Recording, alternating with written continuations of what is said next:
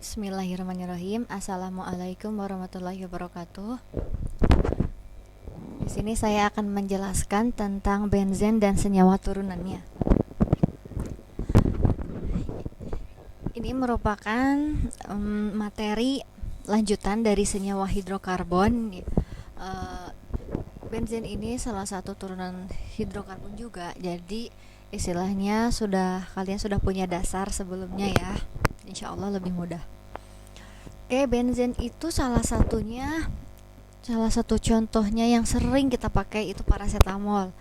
Mungkin para P3 sudah kenal ya tentang paracetamol.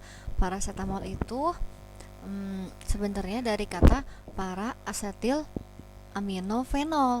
Nah, jadi disingkatnya paracetamol gitu. Nah, obat ini adalah obat analgesik dan antipiretik. Analgesik itu punya sifat anti nyeri ya, jadi pereda nyeri. Sedangkan antipiretik itu sifatnya berarti penurun panas, makanya di sini obat demam disebutnya. Nah, selain paracetamol, benzena juga sering kita gunakan yaitu karbol. Terus camper yang sering kita pakai sebagai anti serangga ya. Nah, itu beberapa contoh dari benzen, nanti kita akan pelajari lebih dalamnya lagi. Benzen ini sebenarnya banyak manfaatnya, tetapi ada bahayanya juga. Contohnya ini paracetamol. Ketika kita kebanyakan minum paracetamol, itu akan mengganggu kesehatan juga. Kerja jantung menjadi lebih meningkat sehingga mengganggu kesehatan. Jadi ada kadar untuk penggunaan paracetamol. Oke, masuk ke struktur benzen. Struktur benzen ini terdiri dari pasti karbon dan hidrogen. Nah, rumus strukturnya tiada lain adalah C6H6. Nah, yaitu berbentuk heksagonal planar seperti ini. Nah, C6, H-nya juga 6. Nah, ini ada ikatan yang rangkap kan, seperti yang kita ketahui bahwa atom karbon itu memiliki tangan 4 kan, 1, 2, 3, 4. Yang lainnya juga seperti itu, 1, 2, 3, 4. Nah, yang ini 1, 2, 3, 4. Nah, sedangkan sudut ikatannya C antara ikatan CC ialah 120 derajat. Nah, biasanya atom C ini tidak ditulis. Nah, bahkan CH juga nggak ditulis ya di sini. Nah, tapi ini itu mewakili dari struktur benzen. Jadi kita harus sudah tahu kalau ada struktur seperti ini itu pasti CH, CH, CH, CH, CH, dan CH. Nah, kedudukan atom C dan H dalam molekul benzen bersifat ekuivalen seperti ini ya. Nah, sedangkan ikatan rangkapnya selalu berpindah-pindah. Nah, ini kalau ininya mah sama aja kayak gini ya, tapi rangkapnya ini berpindah-pindah. Kadang ini di sini. Nah, terus ke sini, pindah lagi. Yang ini pindah ke sini. Yang ini pindah ke sini. Jadi, ini yang disebut dengan resonansi. Jadi, ikatan rangkap ini selalu berpindah terus-menerus. Nah, ada istilah lain dari disebutnya tuh delokalisasi benzen. Nah, ini ya strukturnya seperti ini. Jadi bulatan rangkap ini. Jadi bulatan ini yang disebut delokalisasi elektron itu. Nah, senyawa aromatis memiliki struktur yang relatif sederhana, yaitu dengan 6 unit karbon siklis sebagai struktur utama. Nah, ini sudah saya terang tadi. Nah, benzen termasuk kelompok hidrokarbon tak jenuh. Kalau yang jenuh kemarin itu kan alkana. Alkena alkuna termasuk hidrokarbon tak jenuh. Begitu pula benzen. Jadi ini sekelompok sama alkena alkuna, tetapi memiliki atau menunjukkan reaksi yang berbeda dibandingkan dengan alkena dan alkuna. Jadi dia tak jenuh tapi berbeda dengan alkena dan alkuna. Nah, benzen ini diterangkan oleh teori Kekulé. Strukturnya itu ya, yang struktur heksagonal tadi itu sebenarnya penjelasan dari Kekulé. Ini sudah.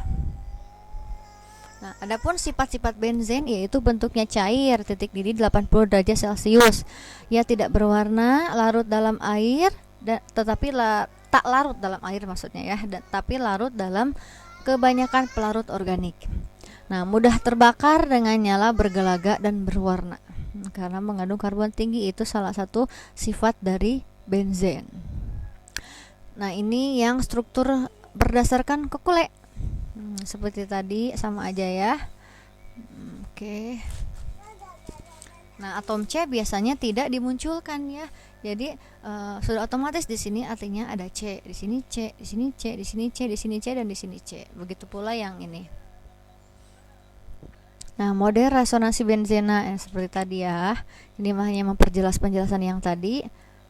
Ini pindah ke sini, yang ini pindah ke sini, yang ini pindah ke sini, dan jadilah seperti ini. Dan terus ini juga pindah lagi ke sini, ini pindah lagi ke sini, pokoknya terus berpindah-pindah. Nah, lambang benzena.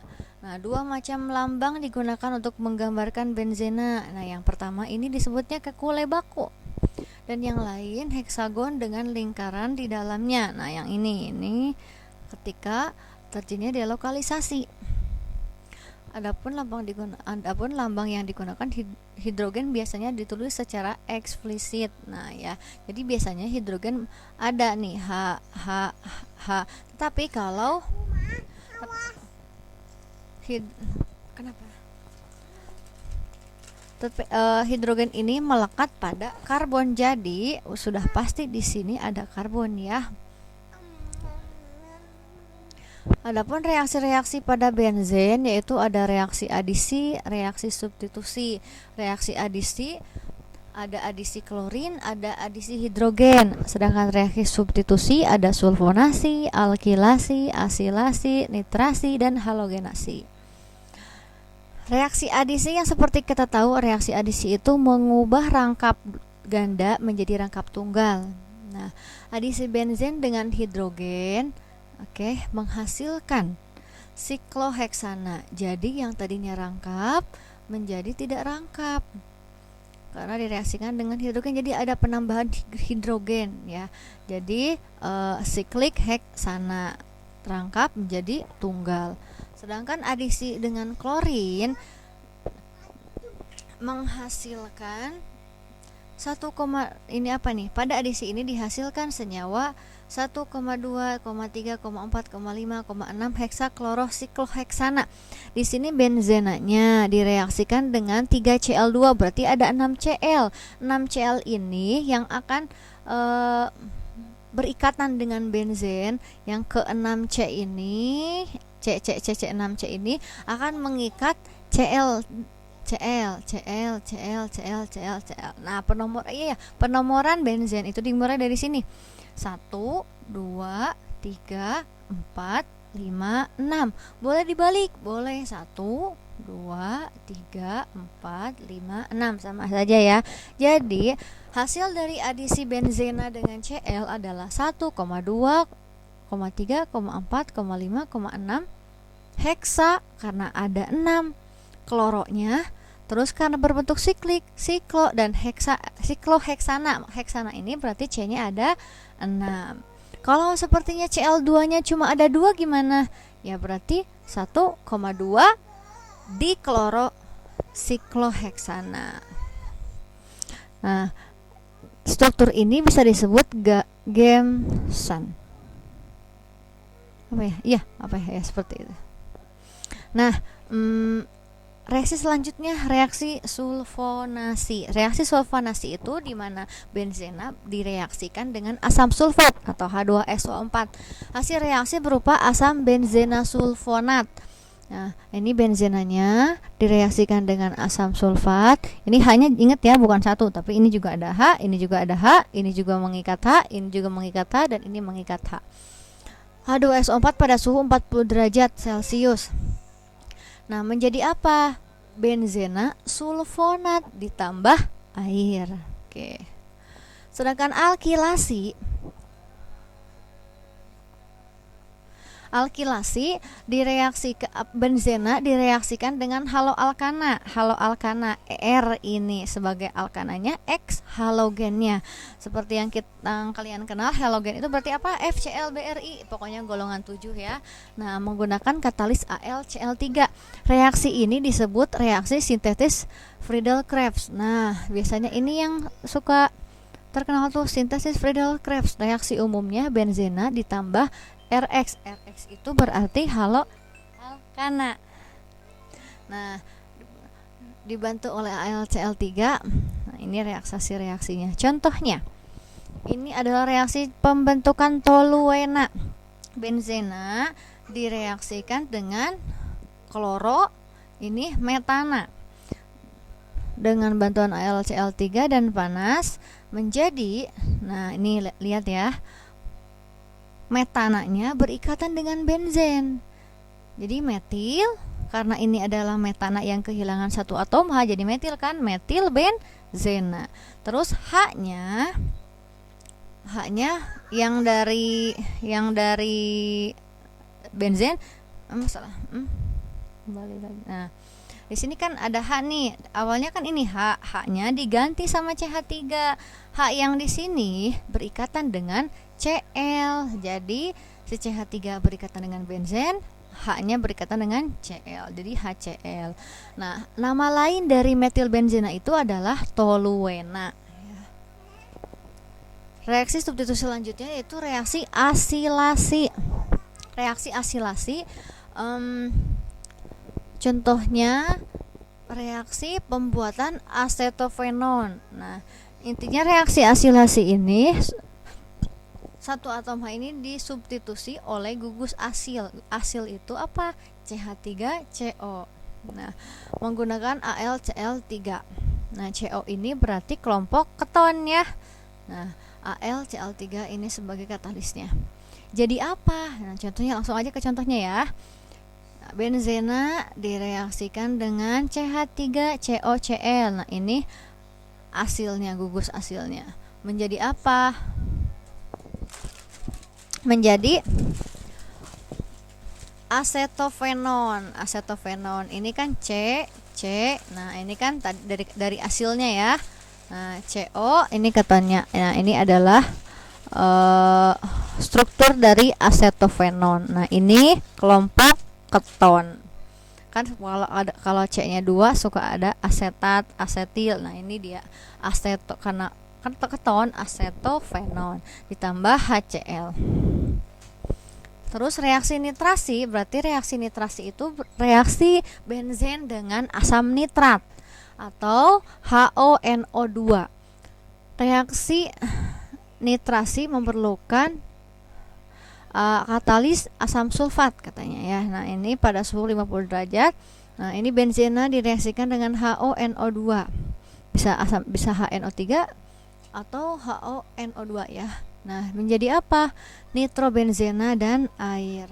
Sedangkan halogenasi berarti benzena direaksikan dengan halogen FClBrI, F2, FCl2, Br2 ya, bebas. Di sini contohnya direaksikan dengan Cl2 dibantu oleh FeCl3 menjadi klorobenzena. Kalau di sini F2 berarti fluorobenzena. Kalau di sini Br2 berarti bromobenzena. Ditambah HCl. Jadi satu atom H yang ada di benzena diganti oleh Cl. Nah, Cl-nya kan ada 2 nih. Cl yang satunya lagi berikatan dengan benzen. Seperti itu. Untuk selanjutnya, tata nama senyawa turunan benzena. Ini benzena monosubstituen. Substituen itu cabang ya, berarti satu cabang. Penamaan IUVEC-nya seperti apa? Nah, contoh ini adalah alkana etil ya, berarti 1, 2, 2 C2H5 etil benzena. Ini halogen, berarti halogen Cl klorobenzena. Ini nitrobenzena. Itu satu cabang. Contoh lain. Nah, ada anilina, toluena. Ini kan metil benzena, nama lainnya toluena. Nah, ini anilin. Nah, ini benzenanya, anilina. Nah, kalau ini CHO. Ini kan gugus fungsi dari aldehid, makanya jadi benzaldehid. Ini tadi ada asil, gugus asil. Nah, karena ini ada ketonnya, jadi acetofenon. Ini stirena ya, stirena. Yang stirena ini adalah bahan monomer ini adalah monomer dari plastik, bukan plastik, styrofoam ya maksudnya. Ini anisol, ether ya. Nah, ini alkohol fenol. Kalau ini COOH, asam benzoat. Nah, bagaimana kalau dua substituents? Nah, ada sedikit penambahan ya, bukan perbedaan apa. Katanya kalau sepertinya dua atom H benzena ini diganti dengan gugus atom lain, akan terjadi beberapa macam posisi, ada beberapa opsi. Nah, kalau sepertinya cabangnya itu di nomor 1, 2, maka disebutnya orto. Kalau cabangnya 1, 3 berarti disebutnya meta. Kalau cabangnya 1, 4 disebutnya para. Ya.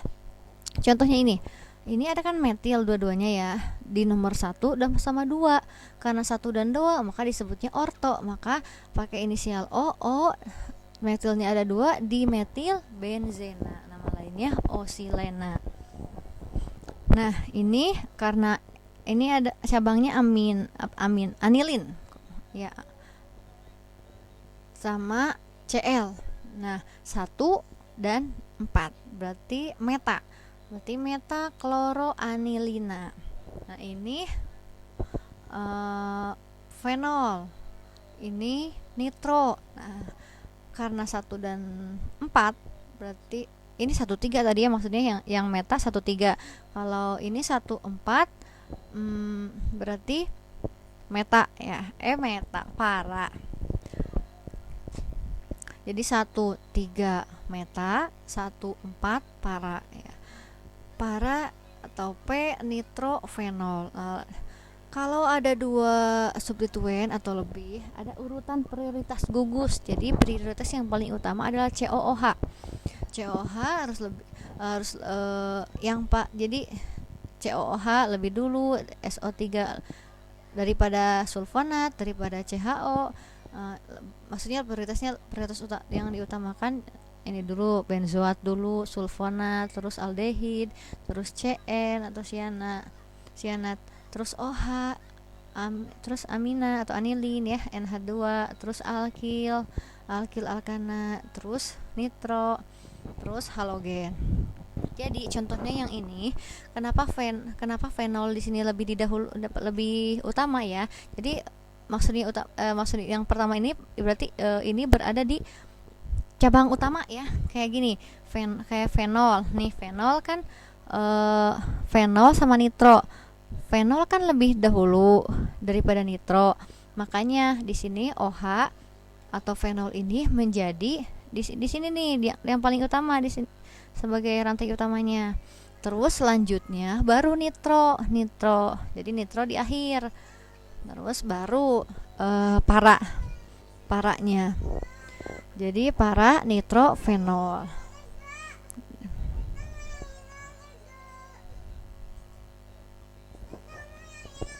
Selanjutnya iya, boleh. Aduh, ada telepon lagi.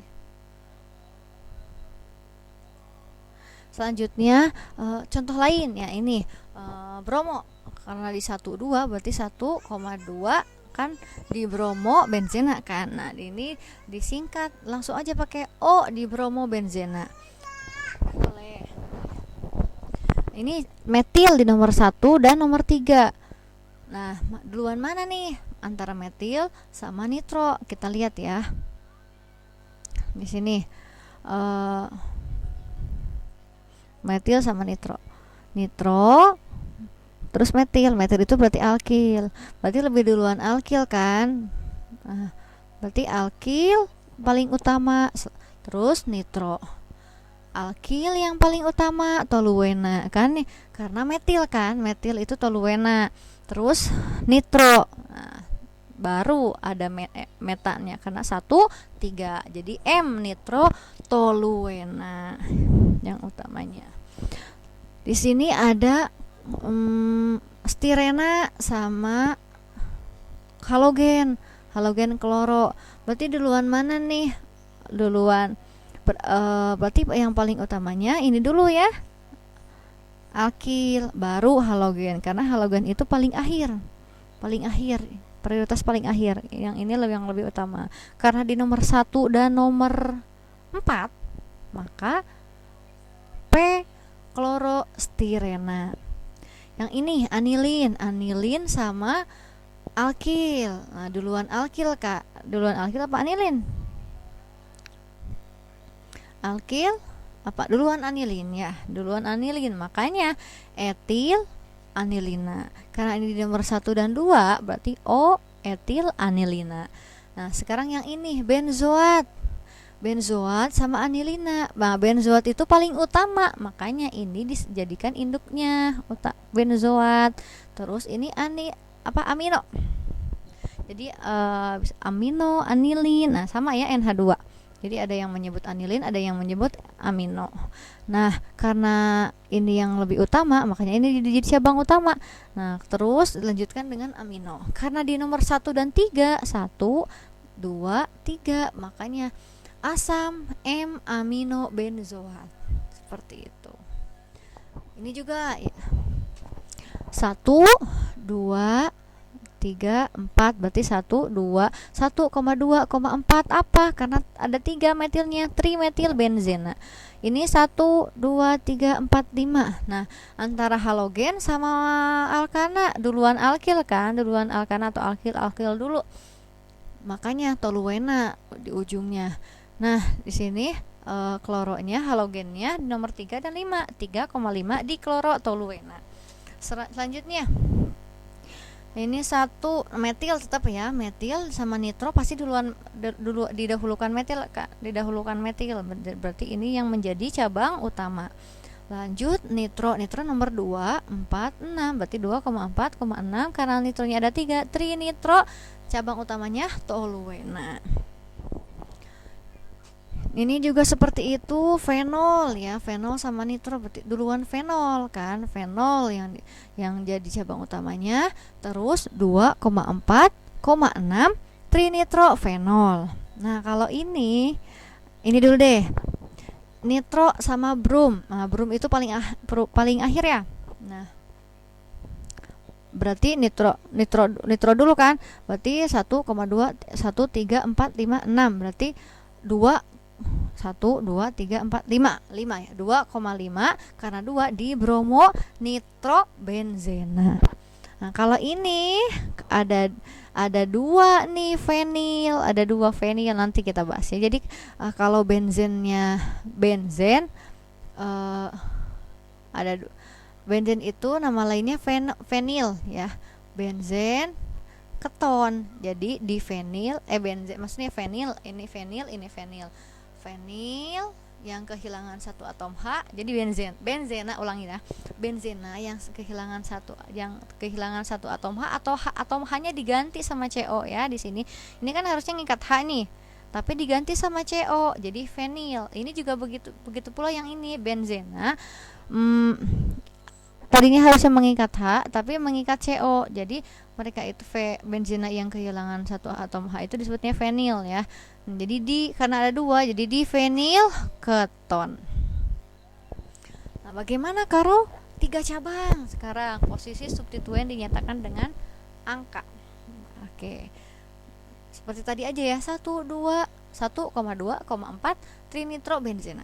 Ini 1,2,3 maksudnya ini beda ya, beda cabangnya. Ini metil, ini nitro. Oke. Nitro alkil yang paling utama, berarti toluena yang menjadi cabang induk ya, atau cabang utama. Ini 2,4,6 karena ada 3 trinitrotoluena. Sekarang Benzena yang terikat pada rantai karbon. Jadi apabila suatu cincin benzena terikat pada rantai karbon yang panjang lebih dari 6 atau pada rantai alkana bergugus fungsi, bergugus fungsi ini ya contohnya alkohol. Gugus fungsi alkohol, maka cincin benzena tersebut dianggap menjadi substituen. Jadi ketika benzen itu bercabang, jadi kayak kalau alkana yang kehilangan satu atom H tadi jadi alkil kan.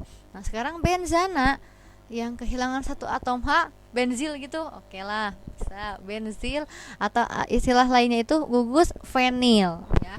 Maka cincin benzena tersebut dianggap sebagai substituen, sebagai cabang yang dinamakan gugus fenil. Nah ini ya, jadi kayak mirip yang tadi yang ini. Nah yang ini ya, ini fenil nih, jadi merekanya sebagai cabang, ini keton sebagai induknya. Nah maka kita hitung berapa nih ada C-nya, 1, 2, 3, 4, 5, 6, 7. Berarti ada 7 atom C-nya. Berarti 7 itu heftana. Lalu cabang fenilnya di nomor berapa? 1, 2, 3, berarti 3 fenil heftana. Sekarang yang ini adalah alkana yang memiliki gugus fungsi OH, alkohol. Berarti berapa nih? Ada berapa alkoholnya? Hitung dari yang dekat dengan fungsi kan, di gugus fungsi. 1, 2, 3, 4, 5. Berarti ada 5, berarti fentanol. Ini di nomor 1 fentanol. Terus fenilnya di nomor berapa? Di nomor 3. Makanya 3 fenil 1 pentanol. Nah, ini kalau cincinnya lebih dari 2. Daftalena, antrasena, fenantrena, pirena, benzoalpapiren, krisena, dan benzofluoranten. Nah, selanjut ke kegunaan beberapa turunan benzena. Nah, pertama ini toluena. Toluena ini bisa digunakan sebagai pelarut senyawa karbon. Lalu bahan dasar pembuatan asam benzoat di industri makanan. Bahan dasar pembuatan bahan peledak TNT. Nah, ini fenol gugus dengan gugus fungsi OH ya. Fenol ini biasanya digunakan sebagai